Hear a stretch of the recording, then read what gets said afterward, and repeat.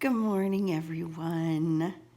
I hope you had a good Labor Day weekend and you stayed safe and healthy. Fezzik wants to say hello this morning. Okay, we'll get right on to knitting. So I've been working on my hat. Let's see if I can switch the camera. Yep. Good morning. I've been working on my hat, and this is the hat that you start. You started at the top. Okay, and I know I confused a lot of you, but what you do is you start at the top on 4 needles with like 3 stitches on each needle. You go around once or twice, and then you start increasing. Excuse me. Knit 1, make 1 on 1 round, then knit 2, make 1, then knit 3, make 1, all the way around. Just like you would do the opposite of decreasing, where you would knit say 6, knit 2 together, knit 5, knit 2 together, knit 4, knit 2 together, till you get down to just a few stitches that you pull through.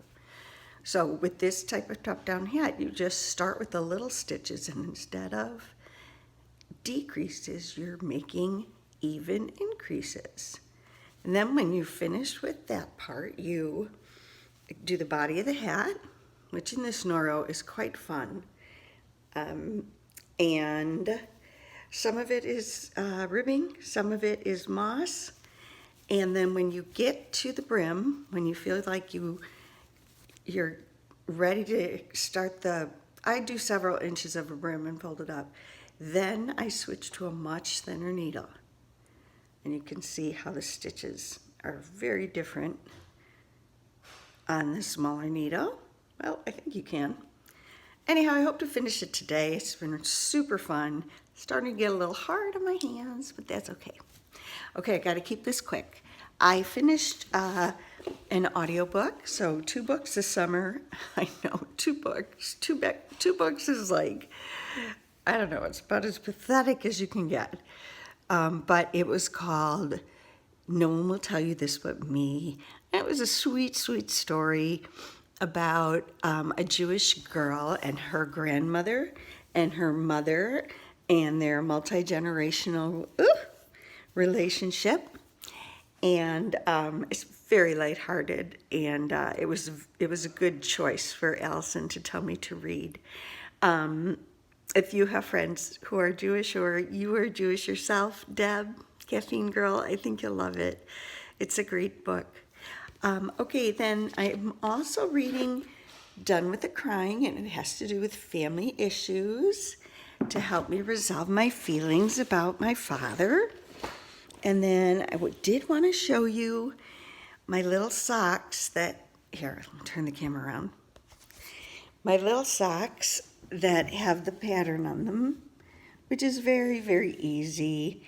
And if you really don't have to buy the pattern. You can just, after the gusset, put your needles back on the way you normally would. And when you come to the top 2 needles that create the top of the sock, because I don't like to feel anything on the bottom of my sock, you start a patterning where you knit stockinette, and then you knit as if you were going to knit a heel flap, but you do it back, you do it in the round. So you would knit 1, slip 1, knit 1, slip 1, knit 1, slip 1, knit 1, slip 1, all the way across. Then on the back you would be plain, and then when you came to the next row, let me just throw that sock around there for you. Come to the next row, you would slip 1 purl all the way across till you got to the bottom of the sock and do your stockinette again. And you do that twice, and that creates like a little Gansey effect. You could keep doing it all the way down the sock. That might look nice, but I like it just every 10 rows till I get to my foot decreases. And so I think you can see it gives you a nice, easy little bumpy surface. And that's the kick up your heel sock. And then, what's the last thing? The last thing I wanted to talk to you about today was we had so many storms last night. It was so beautiful. I was up till like 2 o'clock in the morning. That's okay. Who cares? And I finally got to sleep, and I got to sleep in late this morning.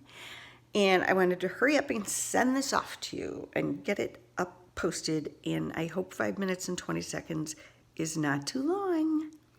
Bye.